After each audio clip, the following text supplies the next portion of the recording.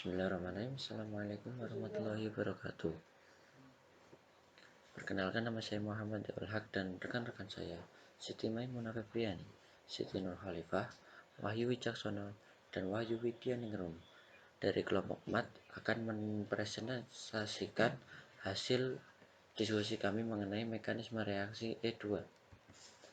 Sebelum menindaklanjuti mengenai reaksi E2, kita harus mengetahui reaksi eliminasi terlebih dahulu.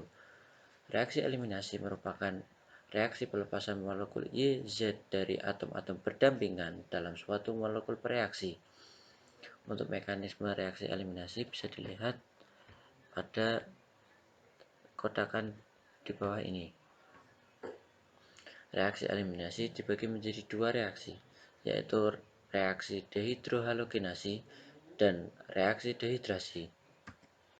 Selanjutnya, pada reaksi dehidrohalogenasi, alkil halida merupakan reaksi pelepasan atau penarikan HX dari atom 2C berdampingan dalam sebuah alkil halida. Pada reaksi ini dilakukan dengan larutan basa kuat, seperti natrium metoksida, natrium etoksida, dan lain sebagainya. Untuk contoh reaksinya bisa dilihat di bawah ini, yang mana etanol yang direaksikan dengan natrium akan menghasilkan natrium etoksida dan hidrogen. Sedangkan pada metanol ketika direaksikan dengan natrium hidrida akan menghasilkan natrium metoksida dan hidrogen. Selanjutnya, pada reaksi dehidrasi alkohol merupakan reaksi pelepasan atau penarikan air dari atom 2C berdampingan dalam sebuah alkohol. Reaksi ini dilakukan dengan larutan asam kuat. Contohnya pada asam sulfat dan asam fosfat. Pada salah satu asam kuat ini bisa dilihat reaksi di bawah ini, bahwasanya ketika propanol direaksikan dengan asam sulfat pekat dengan suhu 170 derajat Celcius menghasilkan propena dan air atau H2O. Dan berikut salah satu contoh dehidrobromisasi alkil bromida. Mekanisme reaksi E2. Reaksi E2 mengikuti kinetika orde kedua karena baik nukleofil, basa, dan alkil halida terlibat dalam tahap penentu laju. Reaksi E2 merupakan reaksi satu tahap tanpa terbentuk intermediat. Mekanisme reaksi E2, basa menyerang ikatan C berikatan dengan H, tetangga, dan mulai mengambil atom H, dan pada saat yang sama ikatan rangkap dua alkena mulai terbentuk dan gugus X mulai meninggalkan. Alkena terbentuk bila ikatan C dengan H sudah benar-benar putus dan gugus X telah terlepas dengan membawa sepasang elektron ikatan C dengan X. Reaksi E2 dehidrobrominasi isopropil bromida dengan larutan natrium etoksida dengan etanol, yaitu isopropil bromida dan yang menghasilkan propena. Kemudian mekanisme reaksi. Mekanisme reaksi E2 yaitu basa 1. Basa menyerang pada H beta dari arah berlawanan dengan X atau halida di sini biasanya terjadi pada BR.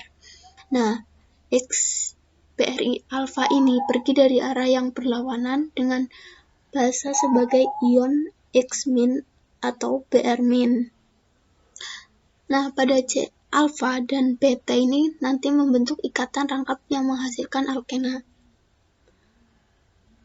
Karena mekanisme E2 menghasilkan pembentukan ikatan pi, dua gugus pergi, terkadang sebuah hidrogen dan suatu halogen harus anti-periplanar. Keadaan transisi anti-periplanar memiliki konformasi goyang atau Stagger dengan energi yang lebih rendah dibanding dengan transisi sin-periplanar di mana konformasi eklips dengan energi yang lebih tinggi. Mekanisme reaksi melibatkan konformasi goyang lebih disukai pada reaksi E2 tidak seperti pada E1. Nah, E2 ini biasanya menggunakan basa kuat. Basa harus cukup kuat sehingga untuk melepas hidrogen yang kurang asam. Nah, agar ikatan pi dapat terbentuk, hibridisasi karbon harus lebih rendah dari sp3 menjadi sp2. Nanti ikatan CH dilemahkan dalam tahapan entulasi, dan karena efek isotop deuterium primer lebih besar dari 1, biasanya 2-6, jadi teramati. Nah, E2 ini berkompetisi dengan mekanisme SN2 jika basa dapat bertindak pula sebagai nukleofil pada banyak basa yang umum.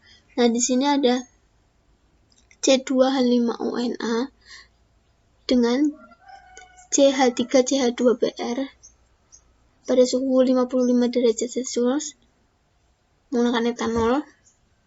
Nah, di sini akan terbentuk C2H5O, CH2, CH3, CH ditambah CH2, CH2 atau etena, dan NaBr.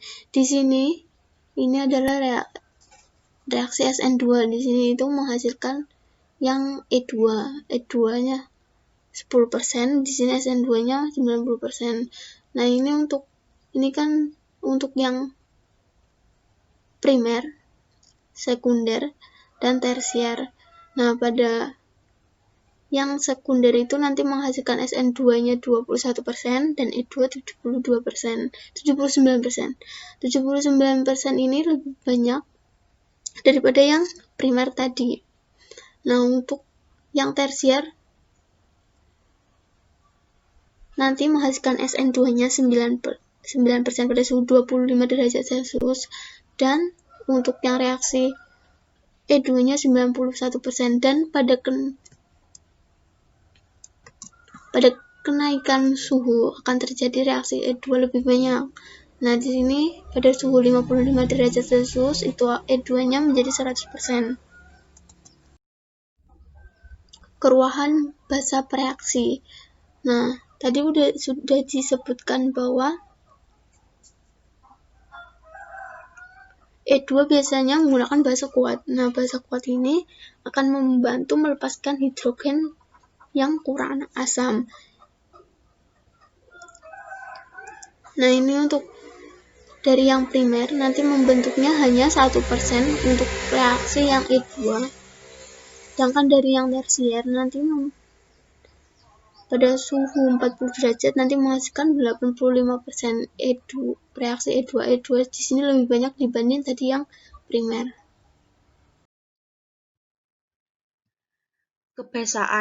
Kebasaan suatu zat adalah jumlah atom hidrogen yang dapat diganti oleh basa dalam asam tertentu. Dengan kata lain, kebasaan suatu senyawa adalah jumlah ion hidrogen yang dapat bereaksi sepenuhnya dengan ion hidroksida yang dilepaskan oleh basa. Basa lemah seperti Cl-, CH3COO-, Br-, I- dapat mendorong reaksi SN2. Sedangkan basa kuat seperti C2H5O-, OH-, NH2- dapat mendorong terjadinya reaksi E2. Berikut merupakan contoh reaksi SN2 menggunakan CH3COO- dan reaksi E2 menggunakan C2H5O-. Kompetisi antara reaksi SN2 dan reaksi E2. Berikut merupakan perbedaan dari reaksi SN2 dan E2. Reaksi SN2 melibatkan basa lemah, basa sederhana dalam pelarut polar, dan terjadi pada suhu rendah. Sedangkan reaksi E2 melibatkan basa kuat, basa meruah dalam pelarut polar, dan terjadi pada suhu tinggi.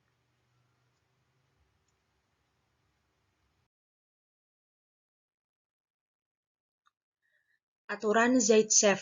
Aturan Zaitsev menyatakan bahwa atom H yang tereliminasi merupakan atom H yang terikat pada atom karbon yang paling sedikit mengikat hidrogen. Berikut merupakan contoh reaksi dari dehidrobrominasi 2-bromo 2-metilbutana dengan natrium etoksida.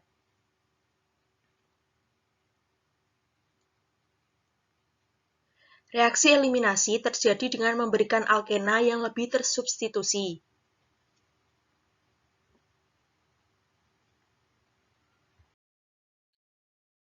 Bukti lain dari aturan Zaitsev. Reaksi di bawah ini merupakan reaksi dehidroklorinasi neomentil klorida dan mentil klorida dengan natrium etoksida. Pada reaksi pertama, yaitu reaksi antara mentil klorida dengan C2H5-omin, menghasilkan produk 2 menten dengan persentase 100%. Pada reaksi kedua, yaitu reaksi antara neomentil klorida dengan C2H5-omin, menghasilkan 2 produk berupa 3 menten sebanyak 78% dan 2 menten sebanyak 22%. Bukti lain aturan Zaitsev. Yang pertama ada dehidroklorinasi neomentil klorida dan mentil klorida dengan natrium etoksida. Di sini ada mentil klorida, kemudian menjadi 2 mentil ada C2H5O.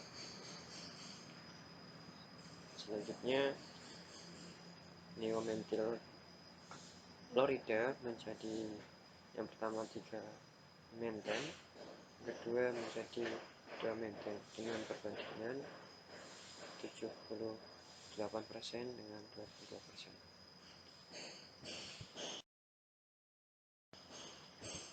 Selanjutnya ada anti-Zaitsev, ada dehidrobrominasi 2-bromo 2-metilbutana dengan kalium etoksida. Eliminasi dengan basa meruah memberikan alkena yang kurang. Di sini ada 2-bromo 2-metilbutana, kemudian menjadi 2-metil 1-butena, kemudian menjadi 2-metil 2-butena. Jadi kesimpulannya CH3X metil memberikan reaksi SN2, kemudian H2X memberi SN2 kecuali dengan basa meruah dia memberi reaksi E2.